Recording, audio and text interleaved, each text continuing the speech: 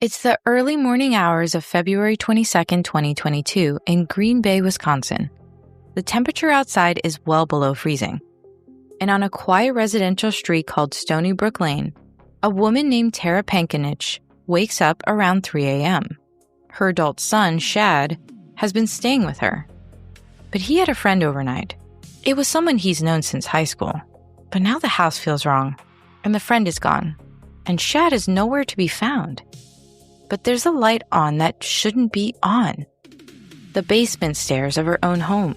And she's calling her son's name, wondering why he might be in the basement. She never gets an answer.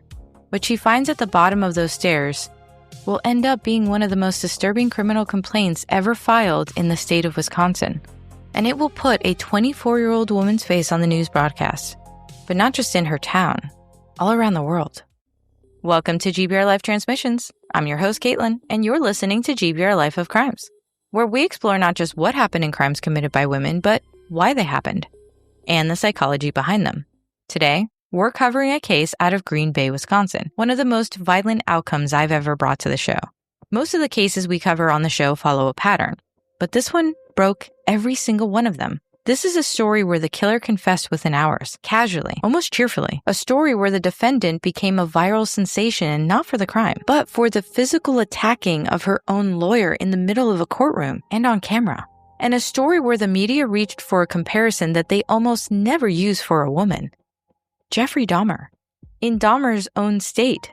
And it's a story with a question buried in the middle of all of the courts and doctors and true crime communities that everyone is still arguing about. When someone destroys their own mind with drugs and then commits an atrocity, are they insane? Or are they responsible? Or is it both? By the end of this podcast, you'll have everything you need to know in order to answer that for yourself. And a killer in your memory that you might want to forget after this. This is the case of Taylor Schabusiness. Taylor Denise Coronado was born on November 23, 1997 in Chicago, Illinois, to Arturo and Marla Coronado. And at some point, the family ended up in Green Bay, Wisconsin, a mid-sized blue-collar city known best for the Packers, but also for fish fries. And, more importantly, brutal winters. Not the kind of place that produces international crime headlines. Except for Dahmer, that is, in regards to the state. And for a while, by most accounts, Taylor's childhood was unremarkable. She had been a fairly normal kid. She played volleyball, went to school, had friends. Nothing in those early years screamed, there's an issue here. But the foundation underneath her was cracking. In 2009, when Taylor was 11, her mother Marla died suddenly. Her mother was only 41, and reporting on the case attributes her death to cirrhosis, linked to alcoholism, which tells you something else about the household that Taylor was growing up in. An 11-year-old doesn't just lose a mother. She loses her mother after years of watching addiction do its work, all up close and personal. And her father was not a stabilizing force in this. Arturo would go on to have his own serious legal problems. And I mean very serious. But we'll get back to that because after Taylor's mother's death, this is when things actually started to slide for Taylor. According to court documents filed by her own attorneys, Taylor first received mental health treatment around 7th grade, so roughly around 12 or 13 years old. For problems with attention and concentration and behavior at school, it's clear that this is showing she was having issues with her mother's death.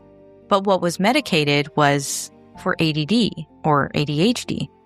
And it didn't stop there. Over her teenage years, the prescription stacked with a mood stabilizer and an antidepressant, and then eventually with an antipsychotic. As a teenager, that's not a medication that gets handed out for fidgeting in class. Whatever was going on inside Taylor's head during those years, the doctors treating her considered it severe enough to reach for the heaviest tools on the shelf. And in high school, two important things happened. First, she met and dated a boy named Shad Thyrion, the very boy that was discussed in the very beginning of this episode. They met in high school. They started dating in high school. And this was also when her behavior deteriorated to the point that she was expelled for fighting. After the expulsion, she was sent to live with her grandparents in Texas, but just for a stretch. Because eventually she moved back to Wisconsin and back in with her father. Then at 18, Taylor made a decision that psychiatrists would later flag as a turning point. She took herself off of all of her medications. There was no more doctor supervision, no tapering plan. She just stopped. When we look at the risk factors stacking up in Taylor's childhood, because researchers have names for basically all of them, psychologists talk about ACE, adverse childhood experiences. Things like losing a parent, growing up around addiction, household instability, and exposure to abuse. The research is remarkably consistent. The more of these that a child accumulates, the higher their statistical risk for substance abuse, mental illness, criminal behavior in adulthood. It only gets worse for that child as they go into adulthood. And Taylor was collecting these issues like trading cards. Parental addiction, because there's the death of her mother at 11 from addiction, which also brings about the death. And then her father in his own escalating problems. Plus, there was school failure and expulsion and getting bounced between households and even states. And then there's the grief piece. Losing a mother at 11 is devastating. But the developmental psychologist will tell you that this timing actually matters more than many other ages because it's right at the edge of adolescence, when a kid's identity and emotional regulation are supposed to be really held by a stable caregiver. Taylor's holding, it was collapsed. And based on how quickly the school problems and psychiatric interventions followed, it doesn't look like that grief was ever actually properly processed. It's very clear here that it was directly brought to medication. And that brings us to the medication history itself. I'm not a psychiatrist, and neither are most of the people who talk about this case online. But the record does tell us this much. By her mid-teens, Taylor was on a drug cocktail that suggested her treatment providers were battling something bigger than ADHD. Mood stabilizers, antipsychotics, these are typically associated with conditions on the bipolar or psychotic spectrum. Whether she was formally diagnosed with that or something in that family, that's not on public record. But what we do know is what happens next in cases like this, because it's a pattern that clinicians see constantly. A young person with an underlying, possibly psychotic spectrum vulnerability stops their medication cold at 18 because they don't have to take it anymore. They're no longer a child. They're an adult. It becomes a choice. And then they replace it with street drugs, eventually methamphetamine, arguably the worst substance on earth for a brain predisposed to psychosis. Kids aren't destined by their childhood. Plenty of people survive worse and hurt literally no one. And that's always something we need to preface this with. But if you were designing a lab, the developmental pathway most likely to end up in a drug-fueled psychotic catastrophe, it would look uncomfortably close to Taylor's childhood. But we know she grew up and became that adult. And on paper, her adult life moved fast.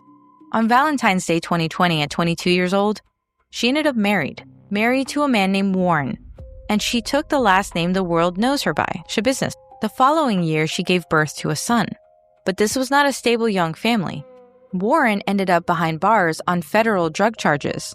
Court records describe a conspiracy to distribute more than 500 grams of methamphetamine.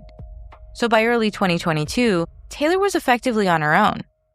Early 20s, a young child, a husband in custody, and by every account, deep in the same drug her husband had been moving. People who encountered her in this period describe someone increasingly erratic and unpredictable. Her own father would later say he tried to get her help more than once, but that she was experiencing hallucinations, and that she wasn't in her right mind. Whatever version of Taylor had existed at this point was not the same person as before, the volleyball kid, the teenager. That girl no longer existed, and her family just kept absorbing the blows because in 2022, her brother, AJ, was killed in a motorcycle accident. Meanwhile, her father was facing charges of his own. Second-degree assault, but not of an adult, of a child. And he would eventually be sentenced to 12 years in prison. And this is the part that I held off saying a little earlier. The things her father was dealing with. He was sentenced just 1 week before his daughter was sentenced for murder.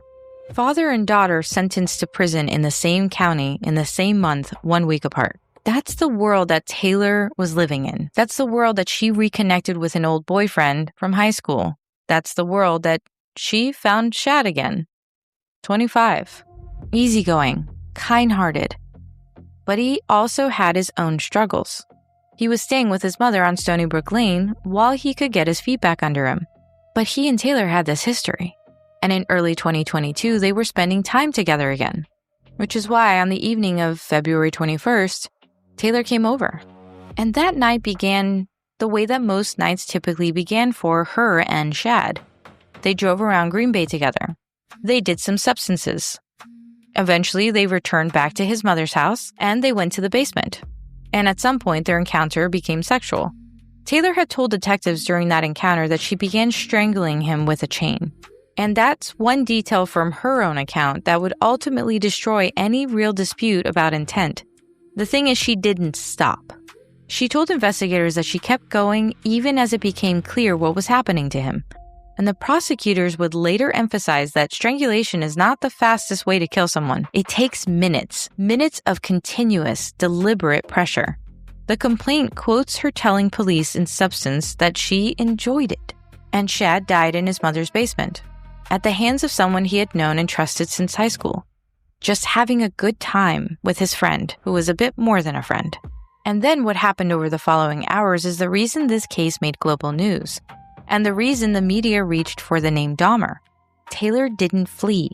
She didn't call for help. Instead, over a period of hours, she dismembered his body and distributed his remains through the house, into containers, and into a vehicle that she was using. When detectives later asked her about it, the complaint describes her tone as flippant. She reportedly told them that they were going to have fun trying to find everything. And I'm not going to itemize everything that was done or found, because it is gruesome and it's a bit more than anyone really needs to know or have in their mind. But what does matter for this story is the sheer duration of it. This was not a single moment of violence. It was hours of methodical activity in a house where the victim's mother was asleep upstairs, having no idea what was happening to her son. And that duration, that sustained, goal-directed behavior, would become a central battlefield at trial, because chaos is what insanity tends to look like. But this, to prosecutors, it looked like something else. Sometime before dawn, Taylor left the house. She left the scene that Tara, Shad's mother, was going to walk around at 3 a.m. and find a mother in her own basement, finding something in a bucket, a face that she'll always know and remember, because it was her son. Which is why when she called 911, veteran officers described how distraught she was, but also a scene like they had never seen before. They couldn't themselves process what they were seeing. Now, if you're expecting a manhunt in this, there isn't one, because Taylor was the last person seen with Shad.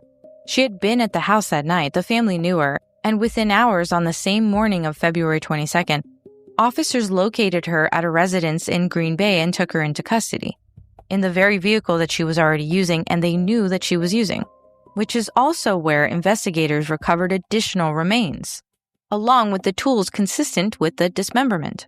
So they found everything they really needed to find in that moment with her. And then came the interviews.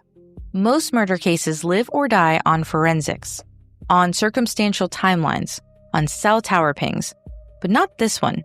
Taylor sat across from detectives and told them exactly what she did, extensively. The strangulation, the chain, the aftermath, where things were. Detectives describe her demeanor as disturbingly relaxed. There was no visible panic, no real remorse. That "have fun trying to find it" comment came out of those interviews. And when the criminal complaint went public a couple of days later, that single line did more than anything else to launch this case into international headlines. On February 24, 2022, Brown County prosecutors charged her with 3 felonies. First-degree intentional homicide, which is Wisconsin's most serious charge, carrying mandatory life in prison, mutilating a corpse, and third-degree assault. Her bond was set at $2 million. At this point, she's 24 years old. and the legal system was about to spend the next year and a half wrestling with a question that the facts made unavoidable. Not whether she did it, because that was very clear and she answered that herself, but what was going on inside of her mind when she did. The road to trial was anything but quiet. First came the question that really needed to be answered. Is she crazy? Can she even go through trial? Whether Taylor could understand the proceedings and assist with her own lawyers, that had to be evaluated, and the court ultimately found that she was competent to stand trial. Her defense then entered the plea that would define the case. Not guilty by reason of mental disease or defect, an insanity plea. In Wisconsin, that splits a trial into two phases. First, the jury decides whether you commit the crime, and then second, whether you are legally responsible for what you did. And then came February 14th, 2023, the day this case went from true crime story to viral phenomenon. During what should have been a routine hearing, her defense attorney, Quinn Jolly, asked the court for a delay to allow more time for a doctor evaluation. Taylor's response was immediate and physical. In full view of the courtroom camera, she lunged at her own lawyer, attacking him before deputies swarmed her and wrestled her out of the room. The footage was everywhere within hours. Jolly understandably asked to withdraw, and another attorney named Christopher Froelich turned over the defense. From that point forward, Taylor appeared in court under heavy restraints, and the internet had its narrative. The crazed killer, caught on tape. But the jury wouldn't be deciding this case on a 9-second clip. Something worth remembering anytime a case goes viral. The trial itself began in July of 2023 in Brown County before Judge Thomas Walsh. Phase 1? Frankly, one-sided. Prosecutors walked the jury through the physical evidence, the timeline, the recovery of the remains, the hours of Taylor's own recorded statements. The defense had almost nothing to work on with the facts, because the facts had already come out of their client's own mouth. The state hammered the details that proved intent. The minutes of sustained strangulation, her admission that kept going, the hours of deliberate activity afterwards. Phase 2, that's the real trial, the insanity phase. The defense argument. Taylor's mind is genuinely broken. The childhood psychiatric history, the antipsychotics as a teenager, the hallucination her father described, and on top of all of it, massive sustained substance abuse. They argued that she could not appreciate the wrongfulness of her actions or conform her behavior to law. The prosecution's counter was devastating in its simplicity in this one. Wisconsin law, like most states, does not allow voluntary intoxication to serve as the basis for any insanity verdict. You don't get to take the drug, become the monster, and then blame the monster. And the state pointed to her behavior as evidence of a functioning, reasoning mind. The methodical aftermath, the concealment, the coherent, even if chilling, interviews.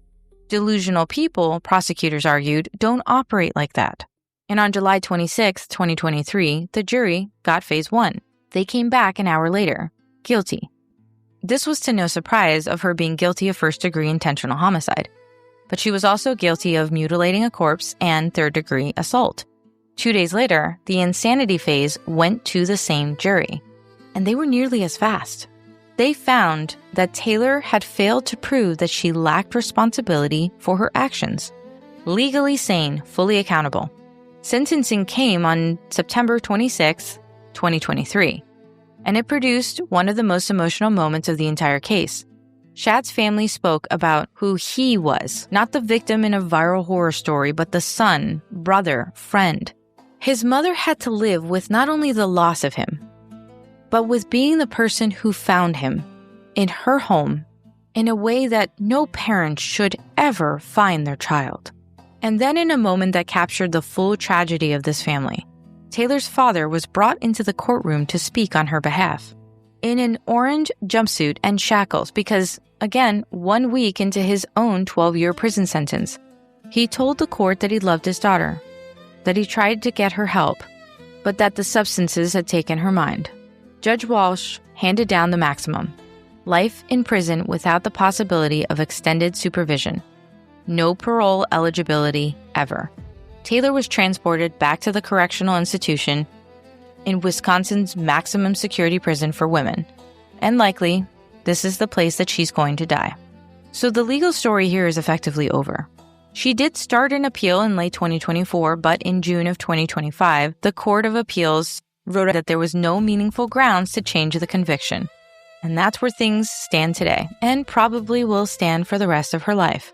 So now the part of what you probably came for. What was going on in her head? And there are 3 ways that doctors and court watchers have tried to explain her. 3 frameworks. Framework 1, the substance psychosis. There is a real, well-documented, and terrifying reality that chronic substance use floods the brain with dopamine and can produce a state clinically similar to paranoid schizophrenia. The specific substance in this case is methamphetamine. It does produce hallucinations, delusions, and paranoia. In vulnerable users, it can also persist between uses, and her father did describe hallucinations, and her behavior in the months before the murder fits the pattern. If any single chemical explanation carries the most weight here, this is likely the one. And the jury likely took that part to heart, because it does explain disorganized violence far better than it explains hours of methodical, goal-directed concealment. In the second framework, there's an underlying vulnerability. Remember the teenage antipsychotics? Well, that medication history suggests clinicians saw something in adolescence in Taylor's behavior, well beyond just ADHD, possibly a mood or psychotic spectrum vulnerability. Then she unplugged from all the treatment when she was at 18 and then went into substances, street drugs. Psychiatrists sometimes describe this combination as a lighting of a match in a room that was already full of gas. The substances themselves may not have created what emerged that night, but they may have released it. And then the third framework, the personality question, the part where it gets very uncomfortable. Psychosis on its own doesn't usually produce what detectives describe in those interviews. The flat effect, the flippancy, the apparent enjoyment, the taunting. Those features of shallow emotion, absence of remorse, callousness, it's the language that clinicians use to discuss psychopathic traits. And then you add in the courtroom attack, the smirking through the hearings. You can see why so many observers landed here. But we don't know, because severe mental illness, substance abuse, and psychopathy can all wear a similar mask in a highlight clip. The honest answer is that the public record supports suspicion, but not certainty. And the Dahmer comparison? Well, the media leaned into this hard. A Wisconsin killer, dismemberment, so many other tendencies here. There was definitely some fascination with Dahmer himself as well at the time, but there is a striking parallel. But that's also where I would pump the brakes, because Dahmer was a serial offender driven by years of escalating compulsion, operating stone cold sober. Taylor's crime, however monstrous, was a single explosion inside a substance-filled mind. Same horror movie imagery, but a very different psychological animal. And honestly, the impulse to file her next to Dahmer says as much about us, about how we rarely see women commit this kind of violence, and how badly we needed a familiar shelf to put it on. Which brings us to the uncomfortable questions. Is our sanity standard actually fair? The jury followed Wisconsin law, and the law is clear. You can't drink or have any sort of substances that you're taking on your own and use it as a way to say anything you do is based off of the substances, that you're not culpable. But did an 11-year-old choose to lose her mother to addiction? Did a 13-year-old choose the brain that needed antipsychotics? At what point did Taylor's mind entirely belong to her without a substance? Whether or not she wanted to take that substance, it was damaged in childhood. So at what point is she culpable for that brain? And the law does need a bright line here. Reality doesn't have one. That doesn't make her less culpable. It just means we need a little bit more to the law. And then we get to question 2. Where were the off-ramps? If you walk the timeline backwards from that basement and count the exits, In other words, if someone intervened when her mother was drinking herself to death, or helped a grieving 11-year-old get treated instead of just medicated, or if someone had stopped her from walking away from psychiatric care at 18, they could have changed everything here. Again, none of this excuses what she did, but it does bring about the question if it could have been prevented. And the last question with all of this, what do we do with her demeanor? The smirks, the yawns, the attack of her lawyer. The internet read all of it as proof of evil. And maybe it is. Maybe that's all the proof we need to see that this person is actually quite evil underneath it all. But flip it around for a second. If she had wept through every hearing, if we had seen remorse, does that change anything? We tend to decide that someone is first, whatever we decide, but then we interpret everything they do as evidence for what we decided. The jury had weeks of testimony. We had a 9-second clip. There are no clean answers to any of those questions, but there is a clean understanding that Shad is no longer here and his mother has to live with that nightmare for the rest of her life. But I will leave you with one other question. Where do you land on the insanity verdict? And consider real families and real crimes and cases like this that may not happen to the same degree, but they happen every day.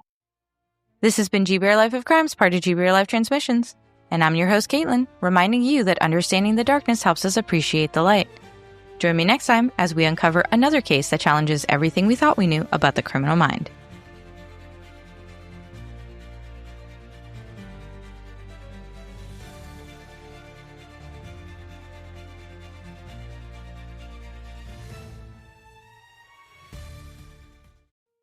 Hey, it's Kaitlyn. If you saved this song, a big thank you. But if you could do one more thing and like and subscribe every time you listen to GBRLIFE Transmissions, that would mean the world. And most importantly, it would really help GBRLIFE grow.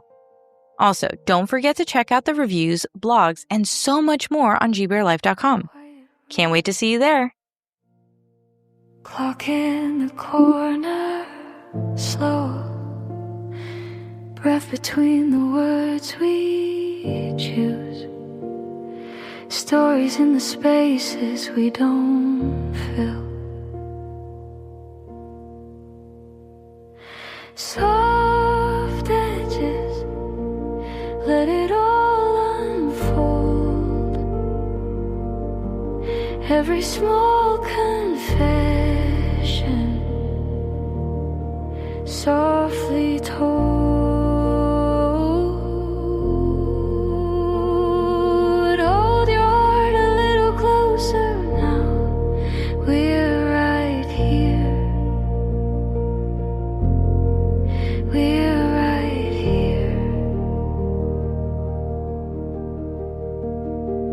Hands around a porcelain cup, name on your lips you never said out loud. Truth like a sunrise under your ribs, rising even when you're sitting still.